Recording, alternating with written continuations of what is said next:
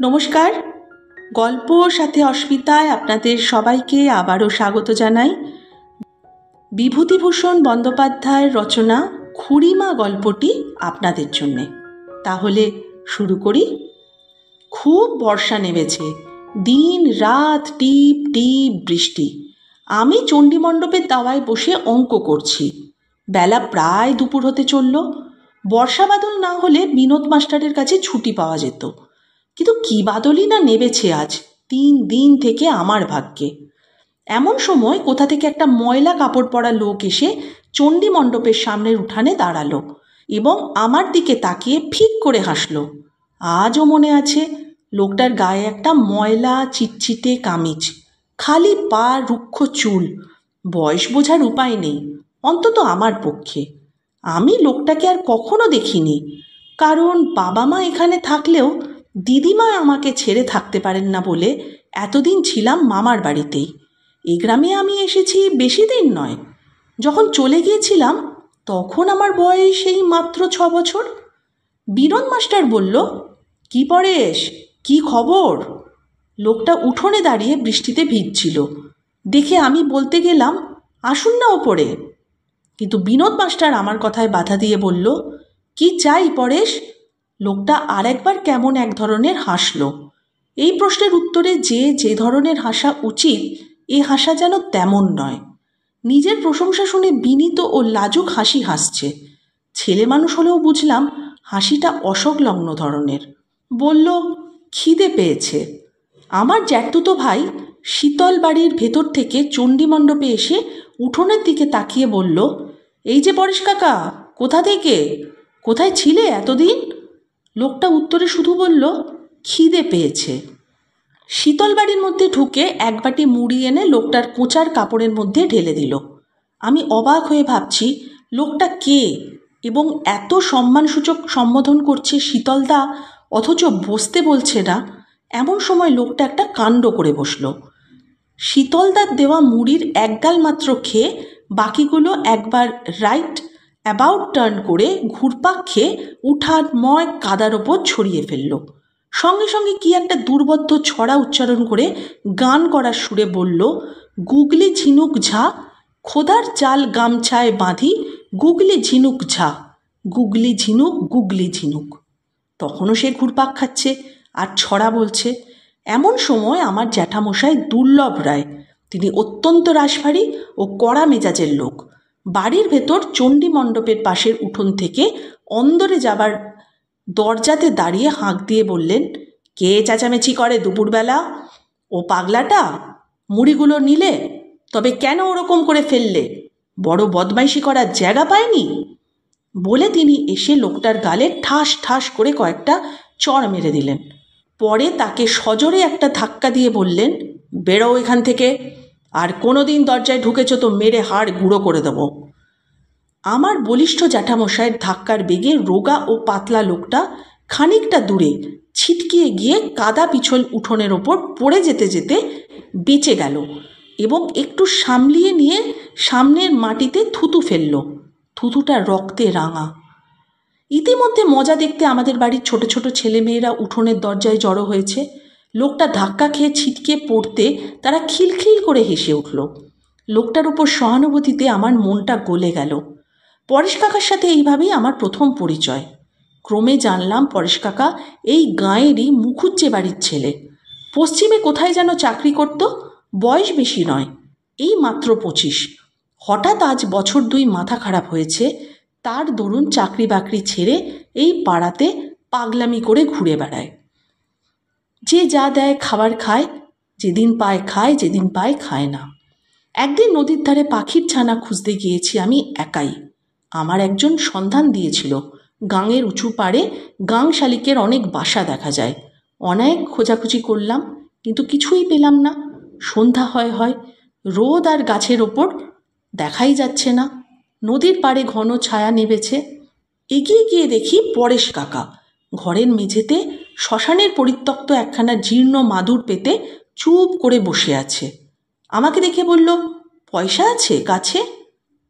পরেশ কাকাকে ভয় করে সবাই এড়িয়েই চলে, কিন্তু আমি সাহস করে তার কাছে গেলাম। আমি জানি পরেশ কাকা এ পর্যন্ত মার খেয়েছে, কিন্তু মারেনি কাউকে। আহা, পরেশ কাকার পিঠে একটা দগদগে ঘা, ঘায়ে মাছি বসছে।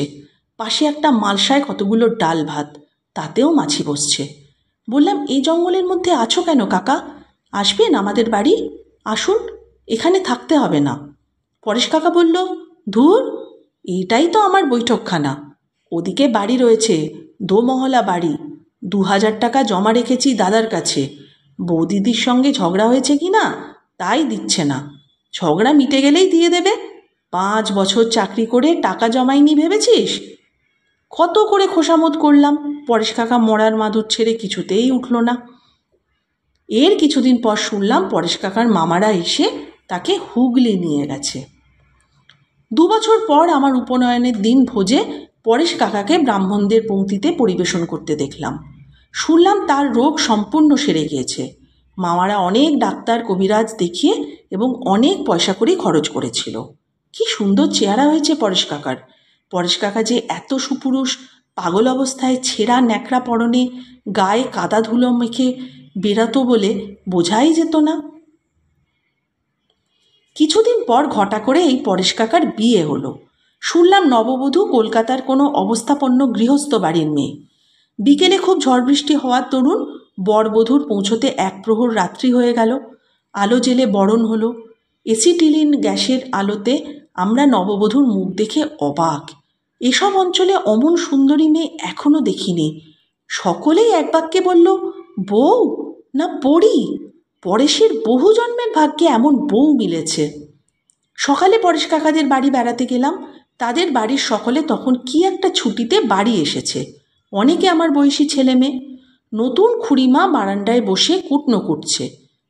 জরিপার শাড়ি পরনে। আমাদের স্কুলে সরস্বতী প্রতিমা গড়ানো হয়েছিল এবার, ঠিক যেন প্রতিমার মতো মুখশ্রী। আমরা সামনে উঠোনে ছুটোছুটি করে খেলা করছি।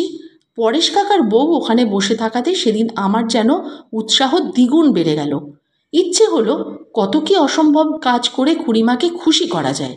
সে কি লাভঝাপ, কি দৌড়োদৌড়ি, কি চেঁচামেচি শুরু করে দিলাম। হঠাৎ গায়ে যেন 10 জনের বল আসলো। এমন সময় শুনলাম পরেশ কাকার বউ বাড়ির ছেলে নেপালকে বলছে, ওই ফর্সা ছেলেটি কে নেপাল, বেশ চোখ দুটো। নেপাল বলল, ও পাড়ার গাঙ্গুলি বাড়ির পাবু। পরেশ কাকার বউ বলল, ডাক না ওকে। আনন্দে আমার বুকের মধ্যে ঢিপ ঢিপ করতে লাগলো। মুখ আগেই রোদে ছুটে ছুটিতে রাঙা হয়ে গিয়েছিল, এখন তা আরও রাঙা হয়ে উঠল লজ্জায়। অথচ কিসের লজ্জা? গিয়ে প্রথমেই একটা প্রণাম করলাম। পরেশ কাকার বউ বলল, তোমার নাম কি? পাবু, ভালো নাম কি? লজ্জা ও সংকোচের হাসি হেসে বললাম, বাণীব্রত। তিনি বললেন, বাহ, বেশ সুন্দর নাম। যেমন দেখতে সুন্দর তেমনিই নাম। পড়ো তো? বেশ বেশ, এখানে এসো খেলা করতে রোজ, আসবে তো? সে রাত্রে আনন্দে আমার বোধহয় ভালো করে ঘুমই হয়নি। যেন কোন স্বর্গের দেবী কি রূপকথার রাজকুমারী যেচে আমার সঙ্গে ভাব করেছে। অমন রূপ কি মানুষের হয়? এর পরদিন থেকে পরেশ কাকাদের বাড়ি রোজ যেতে আরম্ভ করলাম। দিন নাই, দুপুর নাই, সকাল নাই, কি ভাবই না হয়ে গেল খুড়িমার সঙ্গে। আমার বয়স তখন 12, খুড়িমার কত বয়স বুঝতাম না। এখন মনে হয় তার বয়স ছিল 18-19। বিবাহের পর বৎসর গ্রামে খবর আসলো পরেশ কাকা বিদেশে চাকুরিস্থলে আবার পাগল হয়ে গিয়েছে। খুড়িমা তখন মাস 2 বাপের বাড়ি। পাগল হবার সংবাদ শুনে বাপের বাড়ির সঙ্গে তিনি স্বামীর কর্মস্থানে গিয়েছিলেন, কিন্তু গিয়ে দেখেন পরেশ কাকাকে পাগলাগারদে পাঠানো হয়েছে। খুড়িমার সঙ্গে তার দেখাই হলো না। খুড়িমার বাবা মেয়েকে পাগলাগারদে নিয়ে গিয়ে জামাইয়ের সঙ্গে দেখা করিয়ে দেবার আগ্রহ প্রকাশ একদমই করেননি। সব ব্যাপার মিটে গেলে তিনি মেয়েকে নিয়ে ফিরে আসেন। পরেশ কাকার বড় ভাতৃবধূ তখন ছেলে মেয়ে নিয়ে গ্রামের বাড়িতেই ছিলেন। তিনি পত্র লিখে পরেশ কাকার বউকে মাস 2 পরে আনালেন। খুড়িমার আসার সংবাদ পেয়ে সকালে উঠেই ছুটে দেখা করতে গেলাম। তার মুখে ও চেহারায় দুঃখের কোনো চিহ্নই দেখলাম না। তেমনই হাসি হাসি মুখ, মুখশ্রী তেমনই সুকুমার, বিদ্যুতের মতন রং এতটুকু ম্লান হয়নি। কি স্নেহ ও আদরের দৃষ্টি তার চোখে! আমি পায়ের ধুলো নিয়ে প্রণাম করতেই তিনি আমার চিবুকে হাত দিয়ে হাসি মুখে বললেন, এই যে বাবু, কেমন আছো? একটু রোগা দেখছি যে। আমি উত্তরে হেসে খুড়িমার সামনে মেজের ওপর বসে পড়লাম। বললাম, আপনি ভালো আছেন তো খুড়িমা? খুড়িমা বললেন, আমার আর ভালো থাকা থাকি, তুমিও যেমন পাবো। পরেশ কাকা পাগল হয়েছে সে কথা ভেবে খুড়িমার জন্য দুঃখ হলো। অভাগিনী খুড়িমা। খুড়িমা বললেন, কাছে সরে এসে বসো বাবু। বাবু, তুমি আমাকে বড় ভালোবাসো না? ঘাড় নেড়ে স্বীকার করলাম, হ্যাঁ, সত্যিই খুব ভালোবাসি। আমিও কলকাতায় থাকতে পাবুর কথা খুব ভাবি। পাবু, এ গায়ে তোর মতো আমাকে কেউ ভালোবাসে না। লজ্জায় রাঙা হয়ে হাসি মুখে চুপ করে থাকলাম। 13 বছরের ছেলে, কি কথাই বা জানি। কলকাতা দেখেছ বাবু? খুড়িমা আমাকে জিজ্ঞেস করলেন। আমি বললাম, না। কে নিয়ে যাবে? খুড়িমা বলল, আচ্ছা, এবার আমি যখন যাব এখান থেকে নিয়ে যাব সঙ্গে করে। বেশ, আমাদের বাড়ি গিয়ে থাকবে, কেমন তো? কবে যাবেন খুড়িমা? শ্রাবণ মাসে? নাকি এখানে কিছুদিন থাকবেন এখন? কেন বলো তো, জিজ্ঞেস করে খুড়িমা। আমি হেসে উত্তর দিই, আপনি থাকলে বেশ লাগে। নতুন বামুন হয়েছি, তখনও একাদশী ছাড়িনি, যদিও 1 বছরের বেশি উপনয়ন হয়ে গিয়েছে। প্রত্যেক একাদশীতে খুড়িমা নিমন্ত্রণ করে আমাকে খাওয়াতো। নিজের হাতে আমার জন্য খাবার করে রাখেন। কোনো দিন মোহনভোগ, কোনো দিন নিমকি কি কচুরি। বিকেলে বেড়াতে গেলে কাছে বসে যত্ন করে খাওয়াতেন। অনেক রকম ব্রত করতেন, তার ব্রতের বামুন আমি। পইতে ও কত পয়সা জমা হয়ে গেল আমার টিনের ছোট বাক্সটাতে। আমিও অবসর পেলে খুড়িমার কাছে ছুটে যেতাম। ছাতের কোণে বসে কত আবল তাবল বকতাম তার সঙ্গে। বই পড়ে শোনাতাম। খুড়িমা বেশ ভালোই লেখাপড়া জানতেন, কিন্তু বলতেন, বাবু, তুই পড়ে শোনা দেখি, ভারী ভালো লাগে তোর মুখে বই পড়া শুনতে, তোর গলার সুর ভারী মিষ্টি। আমার গ্রামে সে সময় নিমাই সন্ন্যাস পালা হয়েছিল বারোয়ারিতে। পালাটার মধ্যে বিষ্ণুপ্রিয়ার একটা গান ছিল, চমৎকার সেই গানটা, নয়নে কখনো হেরিব না নাথ, দেখা হবে মনে মনে, আমার নিশীথ স্বপনে এসো এসো তন্দ্রা আবরণে। খুড়িমা প্রায়ই বলতেন, বাবু, সেই গানটা গা না। গ্রামের লোকে অনেকে কিন্তু খুড়িমাকে দেখতে পারত না। আমার কানেও এরকম কথা গিয়েছে। একবার রায়বাড়ির বড়গিন্নিকে বলতে শুনলাম, কি জানি বাপু, জানি না, ওসব কলকাতার কাণ্ড। স্বামী যার পাগলা গারদে, তার অত চুল বাঁধার ঘটাই বা কিসের, অত পাতা কাটার বাহারি বা কিসের, এত হাসি খুশি বা আসে কোথা থেকে? কি ঢং, কি ঢং! শাড়ির রং, না বাপু, আমার তো ভালো লাগে না। তবে আমরা সেকেলে বুড়ো হাবড়া, কলকাতার ফেসিয়ান তো আমরা জানি না। এরকম কথা আমি আরও শুনেছি অন্য কোনো লোকের মুখে। মনে হতো তাদের নাকি ঘুষি লাগিয়ে দিই, তাদের সঙ্গে ঝগড়া করি, তাদেরকে বলি, তোমরা কিছুই জানো না, তোমাদের মিথ্যে কথা, তোমাদের অনেকের চেয়ে খুড়িমা খুব ভালো। কিন্তু যারা বলে তারা গ্রাম সম্পর্কে গুরুজন, বয়স অনেক বেশি, কাজেই চুপ করে থাকি। তার চেহারা মুখশ্রী এতকাল পরে আমার খুব যে স্পষ্ট মনে আছে তা নয়, কেবল একদিন তার অপূর্ব কৌতূহলোজ্জ্বল হাসি মুখ গভীরভাবে আমার মনে ছাপ দিয়েছিল। যখন সে মুখ মনে পড়ে তখন একটি 19-20 বছরের কৌতুকপ্রিয়া হাস্যমুখী সুন্দরী তরুণীকে চোখের সামনে স্পষ্ট দেখতে পাই। সেবার আমাদের গ্রামে কোথা থেকে একদল পঙ্গপাল এসেছিল। গাছপালা, বাঁশবন, সজনে গাছ, ঝোপ ঝাড় পঙ্গপালে ছেয়ে গেল। খুড়িমা ও আমি ছাতে দাঁড়িয়ে এ দৃশ্য দেখছি। দুজনের কেউই আর কোনো পঙ্গপাল দেখিনি কোনো দিনও, তাই আমাদের কাছে বেশ নতুন ব্যাপারটা। হঠাৎ খুড়িমা বিস্ময় ও কৌতুকে আঙুল বাড়িয়ে দেখিয়ে বলল, ও বাবু, দেখ দেখ, রায়দের নিম গাছে একটা পাতাও রাখিনি, শুধু গুঁড়ি আর ডাল। এমন কাণ্ড তো কখনো দেখিনি। ও মা গো! বলেই কৌতুকে ও আনন্দে বালিকার মতো খিলখিল করে হেসে ওঠে। তার এই হাসি মুখটি আমার মনে আছে। বর্ষা কেটে শরৎ পড়ল। আমাদের নদীর দুধারে কাশফুল ফুটে আলো করল। আকাশ নীল, লঘু শুভ্র মেঘখণ্ড বাদাম বনির চরের দিক থেকে উড়ে আসে, আমাদের শায়েরের ঘাটের ওপর দিয়ে, গিরিশ জ্যাঠাদের বড় আমবাগানের ওপর দিয়ে শুভরত্নপুরের মাঠের দিকে কোথায় যেন উড়ে যায়। ধীরে ধীরে খুড়িমার বাড়ি যাওয়া আমি কমিয়ে দিলাম, কারণ আমার বন্ধু শান্তিরামের সঙ্গে দেখলাম খুড়িমার খুব বেশি বন্ধুত্ব হয়েছে। শান্তিরাম আজকাল দেখি সময় নাই অসময় নাই ছাতে কি সিঁড়ির ঘরে বসে খুড়িমার সাথে গল্প করছে। আমার যাওয়াটা সে যেন আর সেরকম পছন্দ করে না। খুড়িমাও যেন শান্তিরামের কথার ওপর কোনো কথা বলতে পারে না জোর করে। খুড়িমার নামে পাড়ায় যেসব কথা রটনা হচ্ছে তা আমার কানে প্রতিদিনই যায়। লক্ষ্য করলাম এর জন্য খুড়িমার ওপর আমার কোনোই রাগ নাই, যত রাগ শান্তিরামের ওপর। সে দেখতে ফর্সা বটে, বেশ শহুরে ধরনের গোছালো কথাবার্তা, শৌখিন সাজ পোশাকও করে বটে, কিন্তু হয়তো তার ফিটফাট সাজগোজের দরুনই হোক, কিংবা তার শহর অঞ্চলের বুলির জন্যেই হোক, কিংবা তার ঘন ঘন বাটজাই খাওয়ার দরুনই হোক, লোকটাকে প্রথম দিন থেকেই আমি কেমন পছন্দ করি না। কেমন যেন মনে হয়েছিল এ লোক ভালো না। একদিন চৌধুরীদের পুকুর ঘাটে বাঁধানো রানায় সর্বচৌধুরী ও কালিময় মারুজ্জে কি কথা বলছিল। আমি পুঁটি মাছ মারা ছিপ হাতে মাছ ধরতে গিয়েছি। আমাকে দেখে ওরা কথা বন্ধ করল। আমি বাঁধানো ঘাটে নেমে মাছ ধরতে বসলাম। সর্বচৌধুরী বলল, তাই তো, ছোঁড়াটা যে আবার এখানে। কালিময় জ্যাঠা বলল, বল বল, ও ছেলে মানুষ, কিছু বোঝে না। সর্বচৌধুরী বলল, এখন কি করবে, এর একটা বিহিত করতে হয়। গাঁয়ের মধ্যে আমরা এমন হতে দিতে পারি না, একটা মিটিং ডাকো। পরেশের বউ সম্বন্ধে এমন কথা উঠছে যা কান পাতা যায় না। নরেশকে একখানা চিঠি লিখে সব জানানো উচিত। আর এই যে শান্তিরাম না কি ওর নাম, ওকেও শাসন করে দিতে হবে।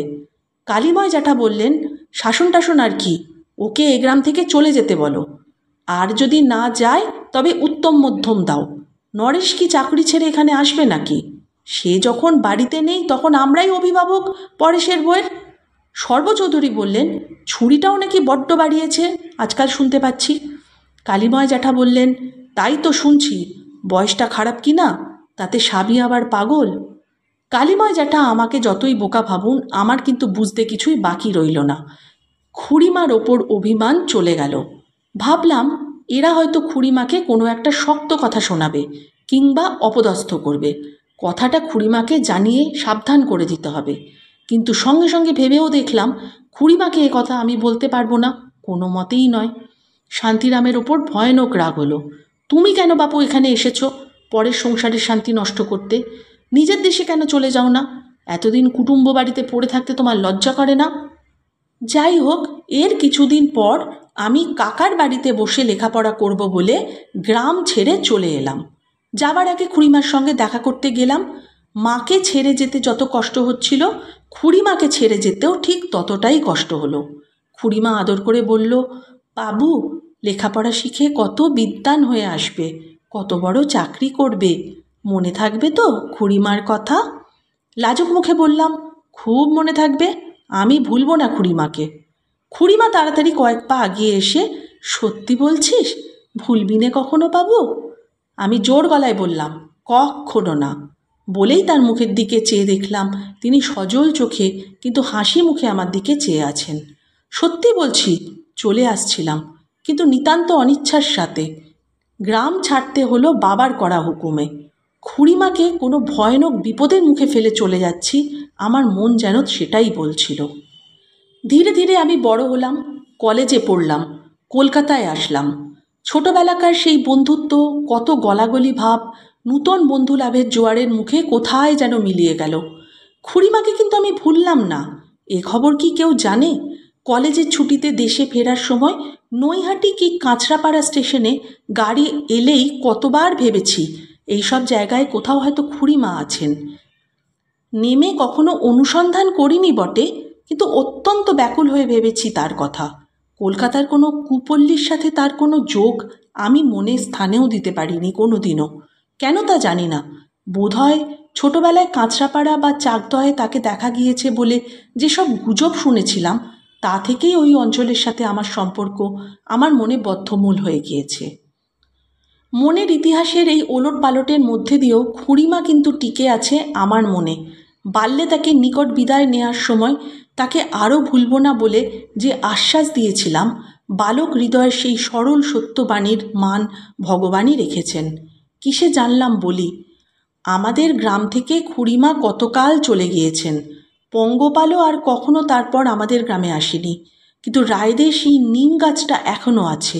বেশি দিনের কথা নয়, বোধহয় গত মাঘ মাসের কথা হবে। রায়দের বাড়ি জমিজমা সম্পর্কে একটা কাজে গিয়ে সীতানাথ রায়ের সঙ্গে একখানা দরকারি দলিলের আলোচনা করছি। হঠাৎ নিম গাছটায় নজর পড়াতে কেমন অন্যমনস্ক হয়ে গেলাম। বহুদিন এদিকে আসি না। ছোটবেলার সেই নিম গাছটা, পরক্ষণেই দুটো অদ্ভুত ব্যাপার ঘটল। 26 বছর পূর্বের এক হাস্যমুখী বালিকার কৌতুক ও আনন্দ উচ্ছ্বসিত মুখ মনে পড়ল, এবং নিজের অলক্ষিতে মনটা এমন একটা অব্যক্ত দুঃখে ও বিষাদে পূর্ণ হয়ে গেল যে দলিলের আলোচনায় আর কোনো উৎসাহই খুঁজে পেলাম না। দেখলাম খুড়িমাকে তো এখনও ভুলিনি।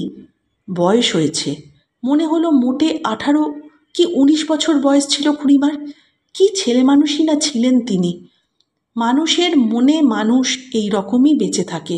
গত 26 বছরের বিথিপথ পেয়ে কত নববধূ গ্রামে এসেছে গিয়েছে, কিন্তু দেখলাম 26 বছর আগেকার আমাদের গ্রামের সেই বিস্তৃতা হতভাগিনী তরুণী বধূটি আজও সেই গ্রামে বেঁচে আছেন। শেষ হলো খুড়িমা ছোট গল্প, যা রচনা করে গিয়েছেন বিভূতিভূষণ বন্দ্যোপাধ্যায়। কেমন লাগলো আপনাদের? যদি ভালো লেগে থাকে অবশ্যই জানিয়ে যাবেন। আর গল্পর সাথে অস্মিতা সাবস্ক্রাইব করে পাশে থাকার একান্ত অনুরোধ রইল। থাকবেন তো? সবাই খুব ভালো থাকবেন। নমস্কার।